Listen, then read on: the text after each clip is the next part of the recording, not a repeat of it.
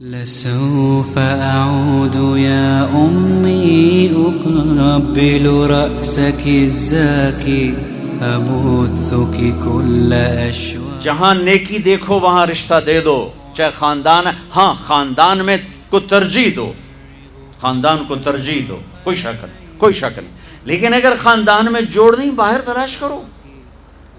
ہمارے جی ہم بچی والے، ہم کیسے جائیں؟ بچی والے نہیں جا سکتے. یہ تو ہندوستان کی ہندی ثقافت ہے.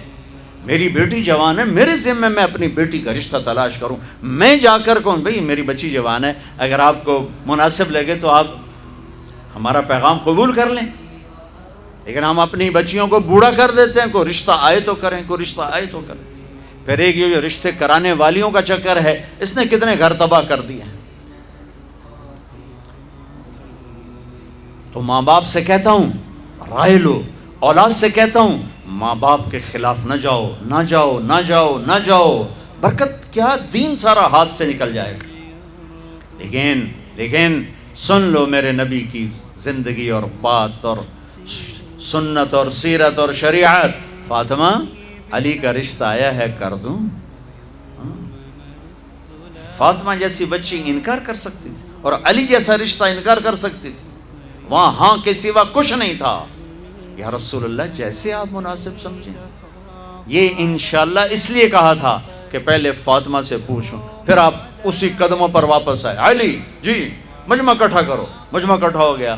آپ ممبر پر کھڑے ہوئے، علی کو سامنے بٹھایا، کہا لوگو جبریل اللہ کا پیغام لائیں کہ میں اپنی بیٹی فاطمہ علی کے نکاح میں دے دوں. اور علی خطبہ پڑھنے کے بعد، میں نے 400 درہم پر اپنی بچی کو تیرے فاطمہ بنت محمد کو تیرے نکاح میں دیا، تو نے قبول کیا؟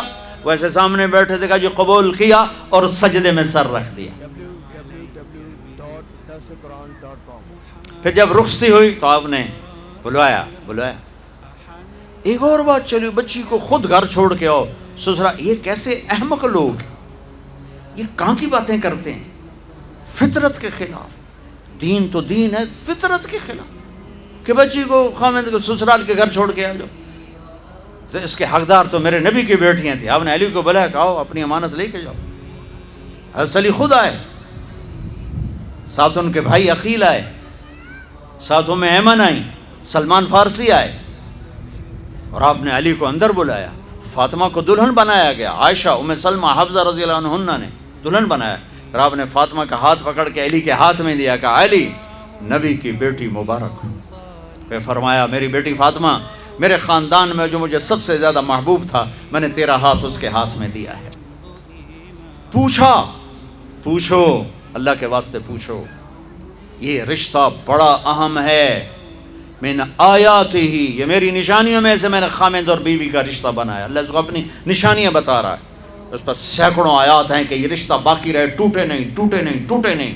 آج کا سسرالی ظلم، ساس سسر کا ظلم کتنے گھر برباد کر چکا ہے. کہیں بچیوں کی نادانی اور نافرمانی اور بد زبانی شریف ترین نوجوانوں کو ذلیل کر چکی. میں سب کو بیلنس کر کے بتا رہا ہوں. اپنے خامد کا حق پہچانو، اپنی بیوی کا حق پہچانو. میرے نبی نے فرمایا بہترین مسلمان جو بیوی سے اچھا سلوک کرے.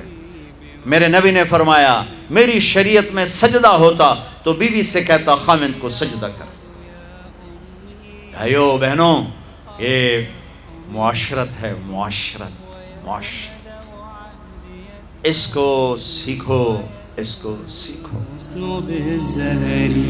إليك أعود يا أمي غدا أرتاح من سفري ويبدأ عهدي الثاني ويزهو الغصن بالزهر.